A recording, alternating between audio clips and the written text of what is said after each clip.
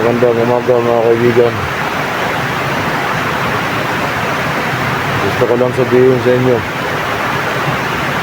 na malapit ang maubos ang oras ko. Kaya ang gusto ko, baka daw ito lumabas sa katawan ng anak ko, ay ipapakita ko sa iyo, sa inyong lahat, kung saan yung pinaglibingan ni Junji. At gaya ng aking sinabi sa inyo kahapon, mabubuhay ulit ang inyong idol na si Junji. Mamaya ipapakita ko sa inyo kung saan siya nilibing si Daniel. Ito lang ang gusto kong sabihin sa inyo. Alam ko na mabubuhay talaga si Junji.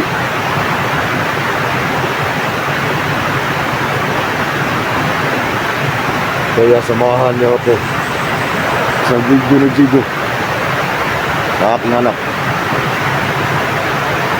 Kasi ramdam ko malapit lang dito ang pinaglibingan ni Junji.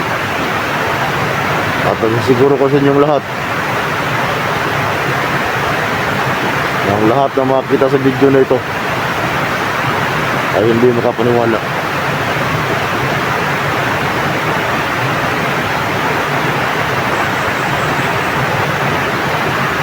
Tapusin nyo ang video na ito dahil meron ko yung makikita sa isang himala.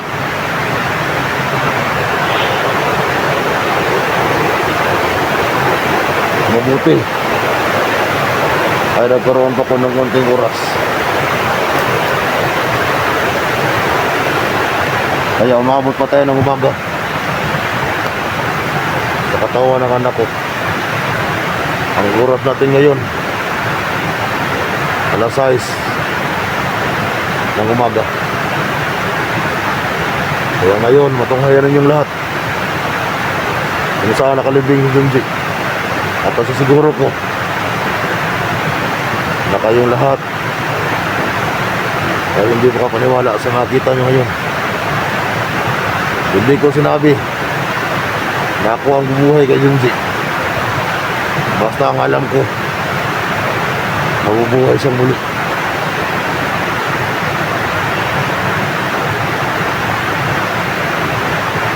Kaya ngayon, samahan niyo ako sa video ko. Kunti na lang ang oras ko. Mabuti nakahanap ako ng paraan para ma-extend pa ang oras ko sa katawan ng anak ko. Kasi gusto ko, bago ako makalis dito, ipapakita ko sa inyo muna kung saan nakalibing si Junji. At doon nyo malalaman na totoo talaga ang aking sinasabi sa video ni Jigo kahapon, na si Junji ay mabubuhay muli. Pagpasensahan nyo na ako mga kaibigan, kasi gumagawa lang talaga ako ng paraan para makapasok ako sa katawan ng anak ko kahit hindi pa pwede. Pero kahit ganun pa man, kahit maliit lang ang oras ko sa pagpasok ko sa anak ko, gusto ko makatulong ako. At gusto ko rin paalam sa inyong lahat na si Junji ay muling mabubuhay. At ngayon,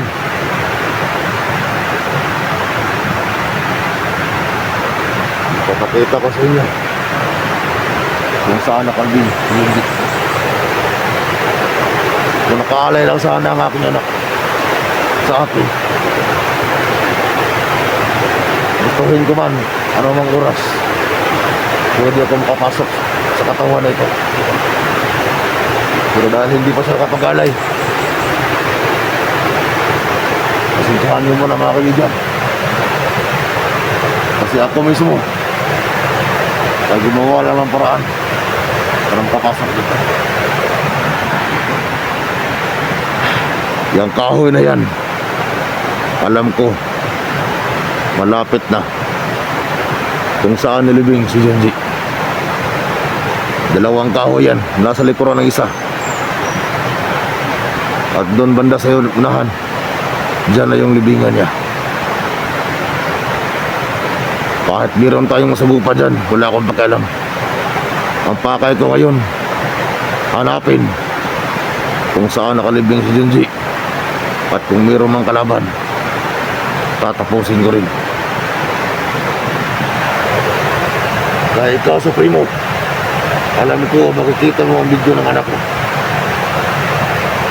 Umanda ka sa akin kapag makaalay na si Jigo. Sa ngayon, dahil malapit nang matapos ang oras ko, kung mapakita ka ngayon, haharapin kita. Pero kung hindi, ibig sabihin luwag ka. Alam ko, makikita mo ang video na ito. Kaya hiling ko ngayon, magpakita ka sa akin. Ako ay nanawagan sa Supremo. Kung sa tingin mo ay galit yung mga kasamahan ng anak ko, at kung sa tingin mo ay takot sila sa iyo, harapin mo ako. Ngayon din. Huwag kang luwag.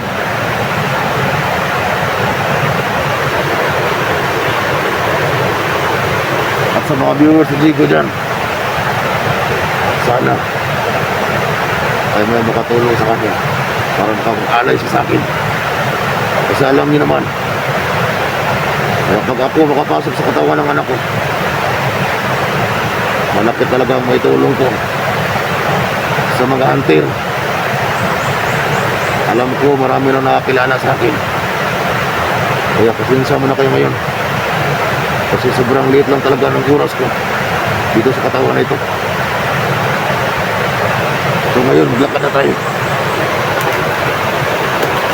Hanapin natin yung pinagbibingan na Junji.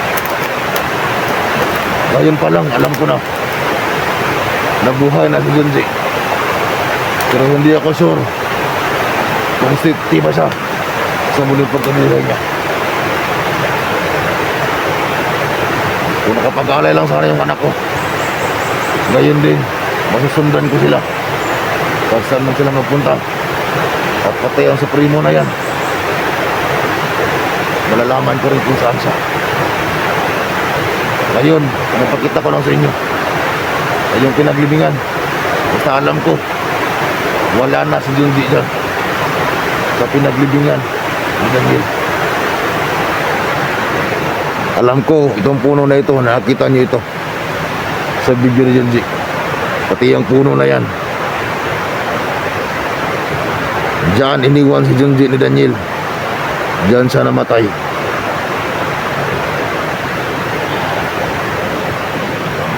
Ngayon, makikita na ninyong lahat.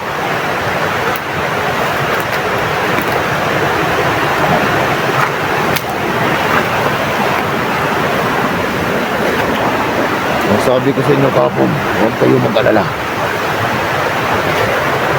Kasi mayroong isang bala na mangyayari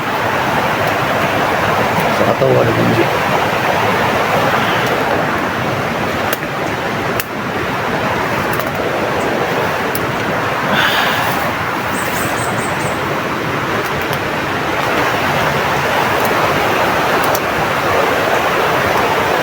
Ramdam ko na, malapit na dito.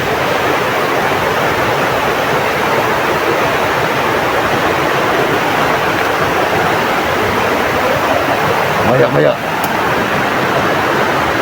15 oras naman talaga,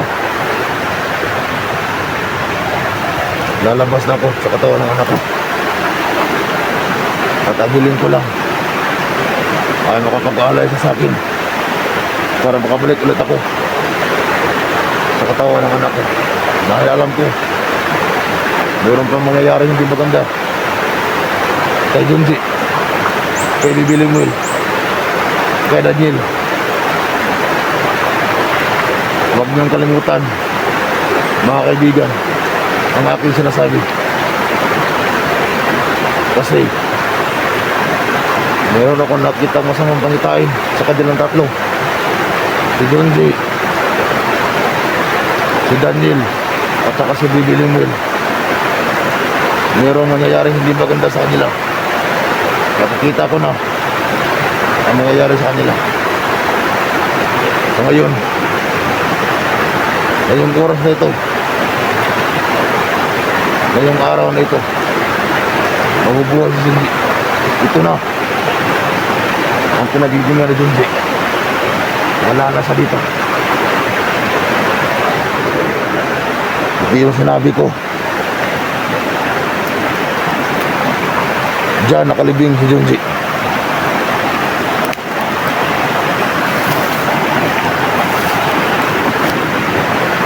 Ito yung pinaglibingan ni Daniel. Kung makikita ninyo, wala na. Ito yung sapa.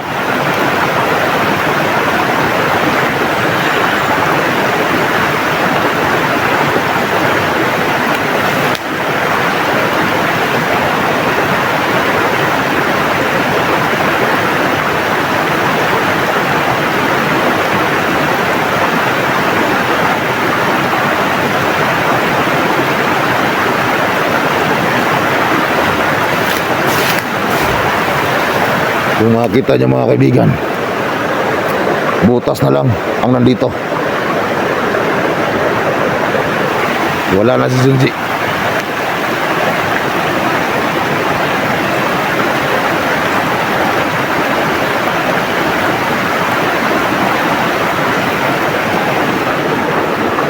Hindi ako pwede magkamali. Dito nakalibing si Junji kahapon.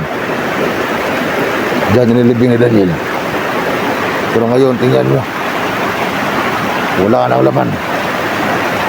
Ito ang pinaglibingan niya. Kaya ibig sabihin, buhay si Junji. At ito yung bulaklak ang nilagay ni Daniel sa libingan ni Junji.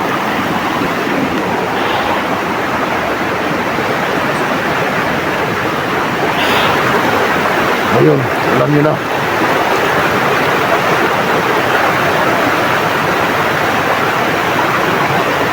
Hindi man ako ang bubuhay kay Junji. Ang importante, ngayon pa lang, alam niyo na na mabubuhay ulit si Junji. Kasi kahapon habang siya ay patay, nakita ko ang kanyang kaluluwa.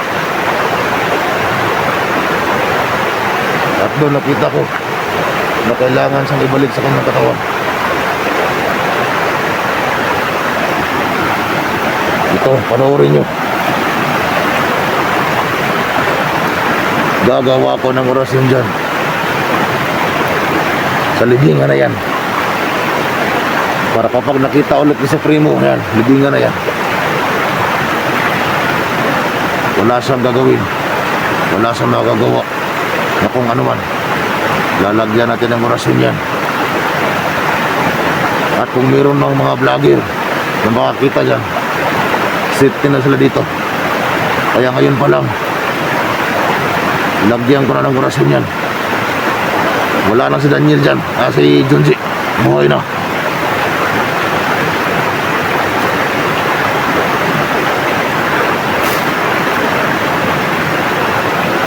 Dalawa lang ang pipilian nyo. Buhay na si Junji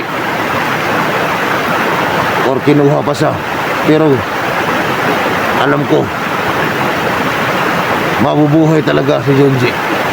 Yan ang ipasok nyo sa isipan nyo, mga kaibigan. Mabubuhay siyang muli, gaya ng aking sabi kahapon pala.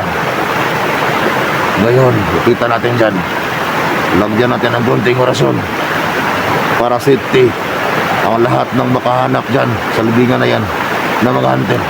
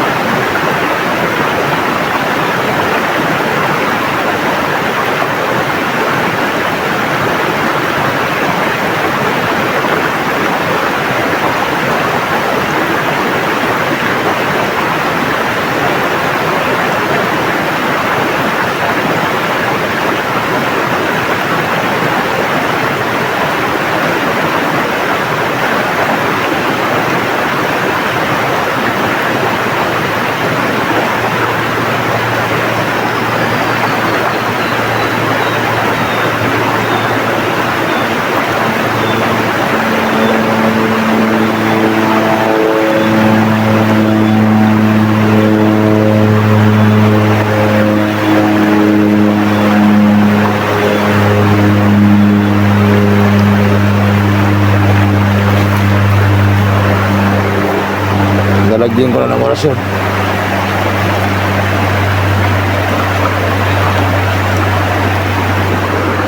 Ayan mga kaibigan, wala nang laman. Yan yung bato na nilagay ni Daniel sa may bandang ulo. Yan, pati yung bulaklak na binigay, ilagay niya.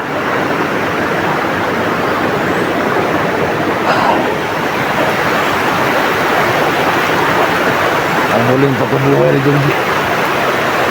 Ngayon, lakad-lakad tayo dito sa bilis. Pero wala pa ko nasagap ng mga kalaban dito.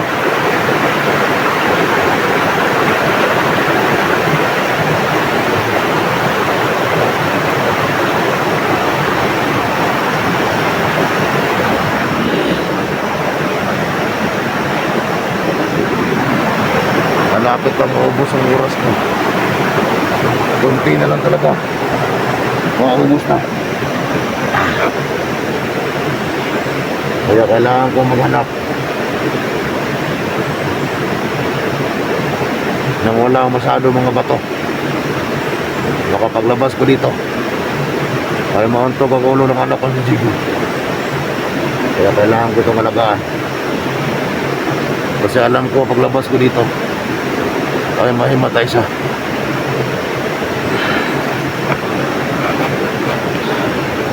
Ang totoo mga kaibigan, hinihiling ko talaga sa anak ko na maalaya niya ako. Para anumang oras gustuhin man niya na papasok ako, anong oras ay pwede akong pumasok. Doon talaga ang hiling ko sa aking anak na makaalay sa akin para makatulong ako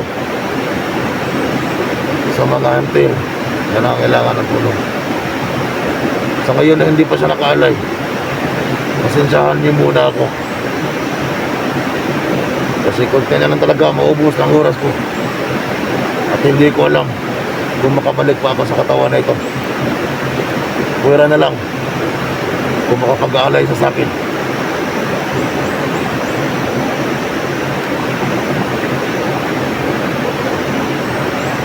At ito pa mga kaibigan, gusto kong malaman nyo na kahit matagal na akong patay, matagal lang panahon, hanggang ngayon gusto ko pa rin makatulong sa mga vlogger na ito. Alam ko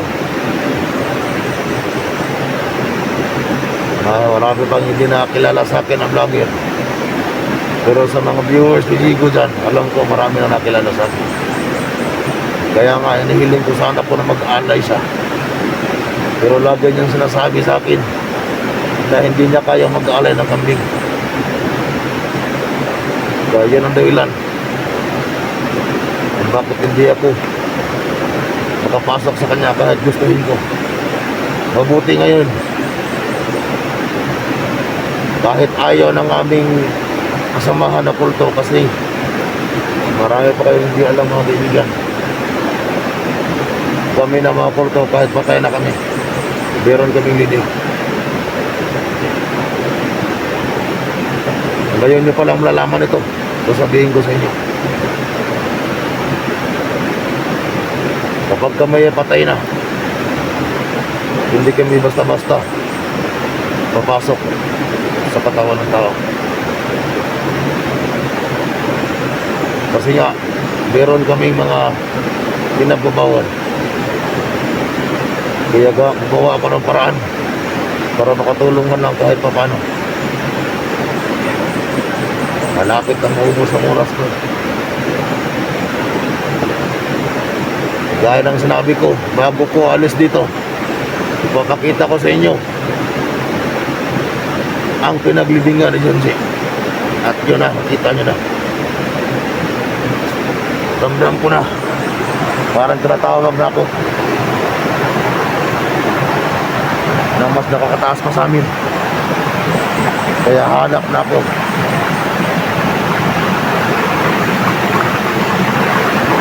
ang lugar na wala masyadong bato para hindi maantog yung ulo yung anak ko.